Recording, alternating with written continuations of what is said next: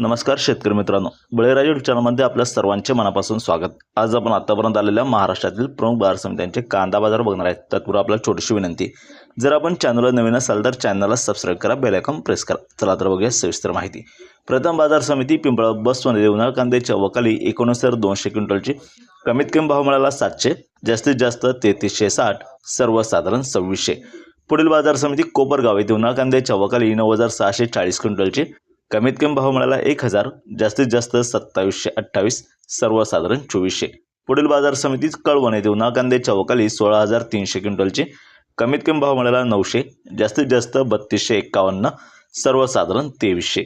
पुढील बाजार समिती मालेगाव मुंगसे येथे उन्हाळ कांद्याच्या वकाली 12,000 क्विंटलची कमीत कमी भाव मिळाला 300, जास्तीत जास्त 2715, सर्वसाधारण 2400।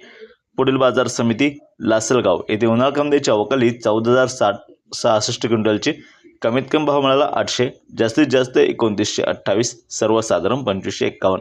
पुढील बाजार समिती सोलापूर येथे 14,235 क्विंटलच्या वकाली कमीत कमी भाव मिळाला 200, जास्तीत जास्त 3500, सर्वसाधारण 1900। पुढील बाजार समिती मुंबई येथे 9,341 क्विंटलच्या वकाली कमीत कमी भाव मिळाला 1400, जास्तीत जास्त 2600, सर्वसाधारण 2000 रुपये प्रति क्विंटल याप्रमाणे।